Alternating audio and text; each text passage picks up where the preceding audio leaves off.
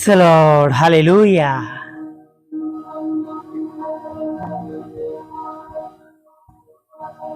Good morning. સવારની સલામ. પ્રભુ તમને આશીર્વાદ આપો. પ્રભુનું વચન કહે છે, જો તમે મારે નામે કંઈ મારી પાસે માગશો તો તે હું કરીશ. यदि तुम मुझसे मेरे नाम से कुछ मांगोगे तो मैं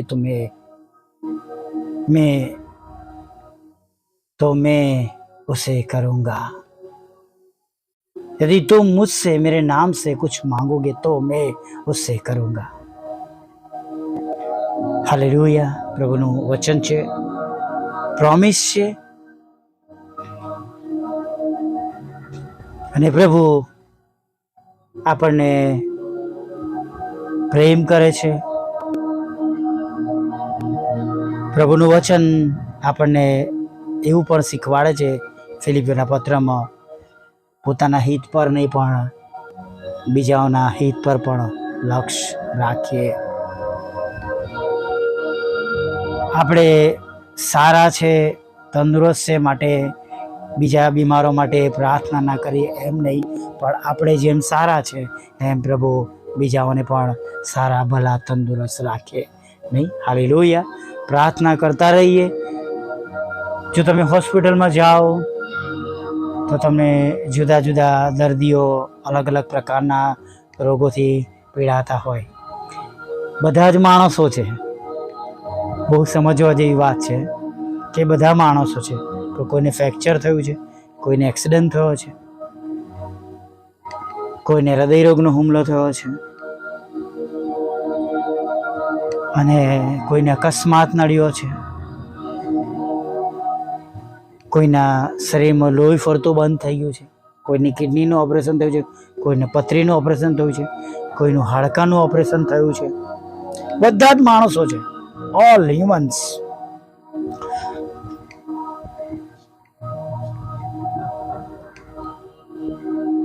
અને માટે આપણે પણ માણસો છે.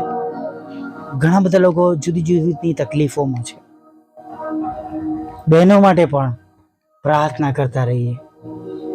વિશેષ ખાસ બહેનો બાળકોને જન્મ આપવાની છે. તમે જો, આપણે કદાચ એવા વોર્ડમાં પુરુષ તરીકે જઈ શકતા નથી, પણ બહેનો જાણે છે કે દરેક બહેનને કોઈને કોઈ નાની મોટી તકલીફો હોય છે.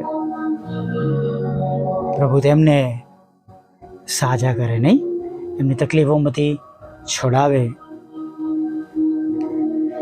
અને ભલે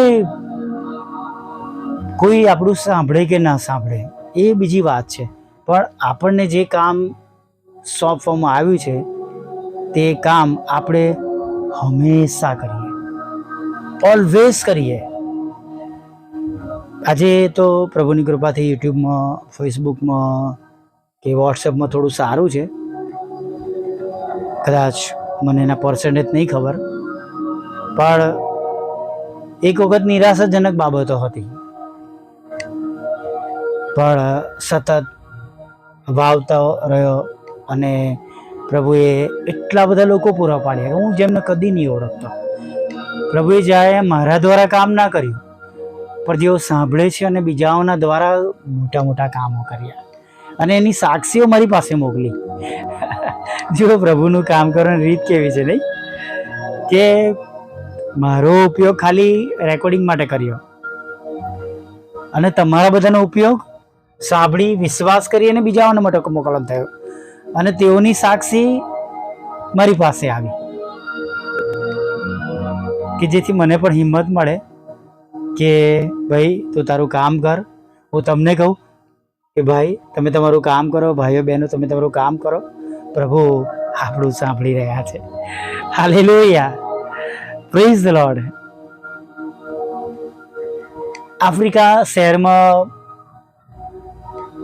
આફ્રિકા દેશમાં શેર કરતા દેશ શબ્દ વાપરું, ત્યાં કામ કરવું ઘણું મુશ્કેલ છે એક સમયની અંદર. અને ક્ષમા કરજો, આફ્રિકા દેશની અંદર એક સમયે પ્રભુનું નામ પ્રચાર કરવું એ બધું બહુ મુશ્કેલ હતું. અને એવા સમયમાં એક મિશનરી ત્યાં ગયા અને કોઈ સપોર્ટ કરે નહીં તેમને. અને પેલા ભાઈને કંઈક જવું આવું હોય તો પણ મુશ્કેલી પડે, કશું મળે નહીં, જડે નહીં. અને તેમણે ત્યાંથી એક લોકલ ભાઈની મદદ માંગીને એમને કહ્યું કે તમને હું આ પ્રમાણે આટલા રૂપિયા આપીશ, તમે મને મદદ કરજો. અને આમ તેમ કરીને તેમણે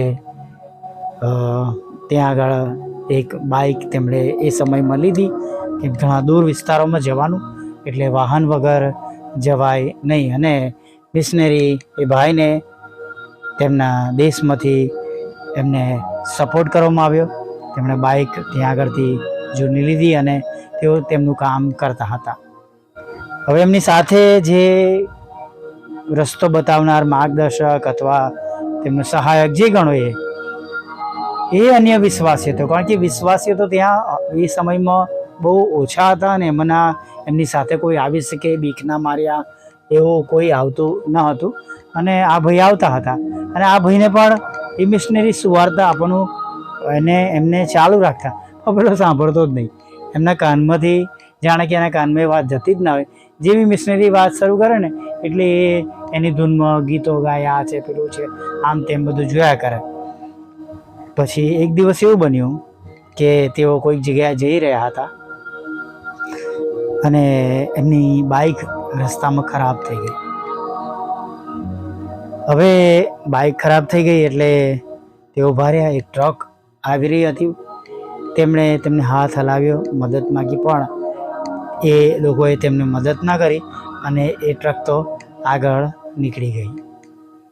બંને જણા જેમ તેમ કરીને બાઇકને આગળ દોરી ગયા. એમને એક મિકેનિક મળ્યો. મિકેનિકે એમને ચાલુ કરી આપી, સમારકામ કરી આપવું નાણાં ચૂકવીને.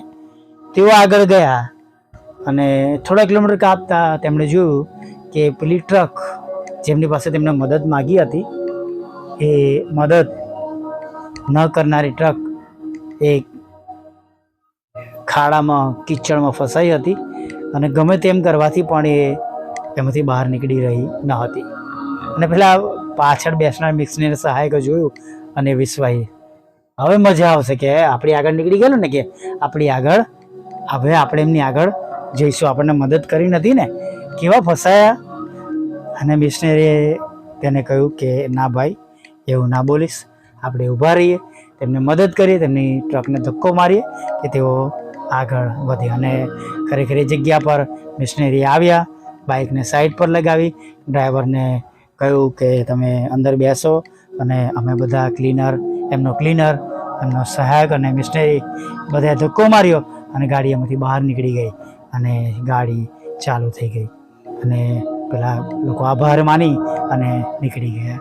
અને પેલા સહાયક નીચે જોઈ ગયો અને મિશનરીને કહેવા લાગ્યા, તમે મને જે સમજાવતા હતા ને, જે મને કહેવા પ્રયત્ન કરતા હતા, હવે હું સમજી ગયો કે તમે કેવા વ્યક્તિ છો. તમે મને શું સમજાવવા માગતા હતા હવે હું સમજી શકું છું. તમે શું કામ કરો છો? તમે ઈસુનો પ્રેમ વહેંચવા આવ્યા છો, તમે ઈસુની વાત કરવા આવ્યા છો. Hallelujah, praise the lord. ઘણીવાર ઘણું સહન પણ કરવું પડે છે, ધીરજ પણ રાખવી પડે છે. અને ઘણીવાર પ્રભુ એવા પ્રસંગો બતાવે છે, બને છે કે જેની અંદર જે પ્રભુના કામો થવા જોઈએ એ થયેલા આપણે ત્યારબાદ જોઈ શકીએ છીએ. Hallelujah, praise the lord. હવે એક નાની પ્રાર્થના સાથે પ્રભુએ આપેલા આજના દિવસમાં આપણે આગળ વધીએ, દિવસની શરૂઆત કરીએ. ભલા પ્રભુ, અમે સ્તુતિ કરીએ છીએ અને તમારો પુષ્કળ આભાર માનીએ છીએ. પ્રભુ, તમે મહાન ઈશ્વર છો, મહાન પ્રભુ છો. અને ખરેખર વાલા પ્રભુ, અમે તમારી સ્તુતિ કરતા, તમારી આરાધના કરતા, તમારો મહિમા કરતા પ્રભુ અત્યારે તમારી આગળ નમી જતા અમે ઘણી એવી બાબતો શીખ્યા, સમજ્યા, જાણી કે પ્રભુ તમે પ્રેમ કરનાર ઈશ્વર છો, તમે બીજાઓને મદદ કરનાર ઈશ્વર છો પ્રભુ. તમે વેર વાળનાર ઈશ્વર નથી. અને તમારી સાથે પ્રભુ જે લોકો ખરાબ રીતે વર્તે છે તેમની સાથે પણ તમારે પ્રેમથી વર્તવું, એવી જે સુંદર શિખામણો તમે અમને આપી છે તેના માટે અમે તમારો આભાર માનીએ છીએ પ્રભુ. તમારા જેવા બનવાને માટે પ્રભુ અમારા પર તમારી કૃપા થવા દો. હા પ્રભુ, અમને તમારા જેવા બનવામાં મદદ કરો પ્રભુ. અમારો પોતાનો વધારતા મૂચકીને પ્રભુ અમે તમારી પાછળ ચાલી તમને માન અને મહિમા મળે પ્રભુ. જગતની બાબતોમાંથી પ્રભુ અમે બહાર આવીએ પ્રભુ, એવું તમે થવા દો પ્રભુ. ઘણી એવી બાબતો પ્રભુ કે જે અમારા આત્મિક જીવનને પુષ્કળ નુકસાન કરી રહી છે પ્રભુ, અને પ્રભુ ઘણી તકલીફ આપી રહી છે પ્રભુ, અને ઘણી બધી રીતે પ્રભુ અમારા આત્મિક જીવનોને અસર પહોંચી છે. ત્યારે પ્રભુ અમે તમને વિનંતી કરીએ છીએ કે એવી બાબતો જે અમારા આત્મિક જીવનને ડિસ્ટર્બ કરી રહી છે, અમારી એકાગ્રતાને ડિસ્ટર્બ કરી રહી છે, અથવા પ્રભુ એ બધી બાબતો અમને જગત તરફ લઈ જઈ રહી છે, તો બધી બાબતોને તમે દૂર કરો. અમે પ્રભુ તમારી પાછળ ચાલી શકીએ, અને પ્રભુ ખાસ પ્રભુ અમે તમારો પ્રેમ, તમારો આનંદ અને શાંતિ બધાની સાથે વહેંચી શકીએ, અને અમે દરેક સંજોગોમાં આનંદ કરીએ પ્રભુ, તમારી સ્તુતિ કરીએ, આરાધના કરીએ. અને પ્રભુ ઘણા બધા લોકો પ્રભુ એ જુએ કે મુશ્કેલ સમયમાં પણ પ્રભુ અમે આનંદ કરનારા હોય, ભેગા મળીને રહેનારા હોય, બીજાને મદદ કરનારા હોય, અને પ્રભુ એ દ્વારા પણ તમારો મહિમા પ્રગટ થાય પ્રભુ, એવું તમે થવા દેજો પ્રભુ. અત્યારે ખાસ અમે તમારી પાસે નમ્યા છે, ત્યારે પ્રાર્થના કરી છે કે જેઓ સાંભળી રહ્યા છે પ્રભુ, તેમને તમે પુષ્કળ આશીર્વાદ આપો. તેમના હૃદયની સર્વ મુશ્કેલીઓ, જે કંઈ તેમના વિચારોમાં છે પ્રભુ, તમે દૂર કરો. તેમના હૃદયની સર્વ ઈચ્છાઓ તમે પૂરી કરો પ્રભુ પિતા. અને પ્રભુ જે કંઈ બાબતને માટે તેઓ અત્યારે તમારે આગળ નમ્યા છે, એ સર્વ બાબતોને પ્રભુ તમે પૂરી પાડજો પ્રભુ. વિશેષ મને પણ પ્રભુ તમારી કૃપા હેઠળ લાવું છું પ્રભુ.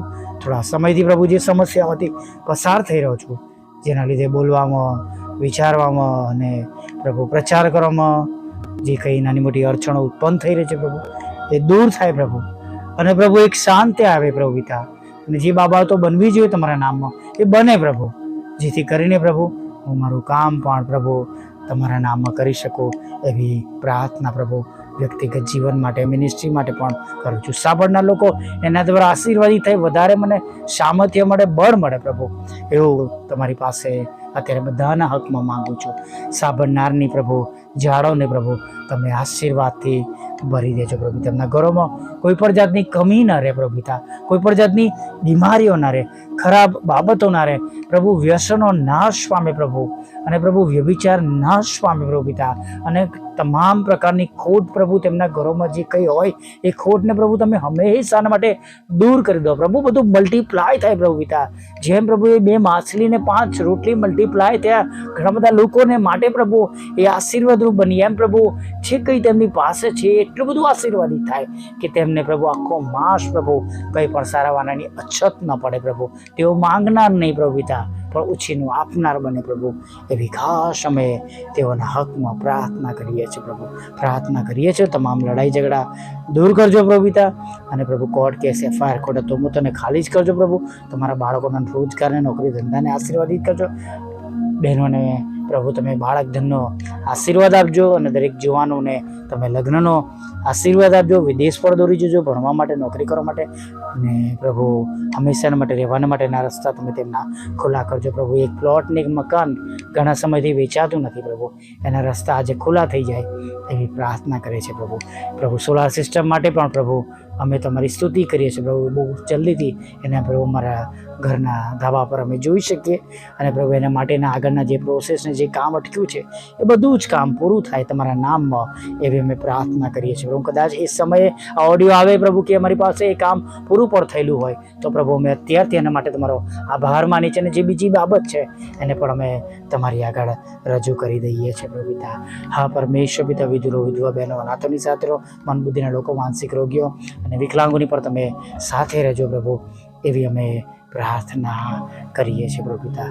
ખાસ પ્રભુ અમારી જેમ દરેક સેવક સેવિકાઓની સેવાઓને આશીર્વાદિત કરજો પ્રભુ. અમારા જેવા નાના સેવકો કે જેઓ કોઈ સંસ્થા સાથે જોડાયેલા નથી અને પ્રભુ જેમની પાસે કોઈ એ રીતને કોઈ સાધન નથી પ્રભુ કે જે તેમને સેવાના માટે હંમેશાના માટે રોજ તેમને પ્રાપ્ત થાય પ્રભુ, એવા લોકોનું તમે ભરણ પોષણ કરજો, તેમના બાળકોનું ભરણ પોષણ કરજો, તેમના કુટુંબોનું પ્રભુ તમે ભરણ પોષણ કરજો.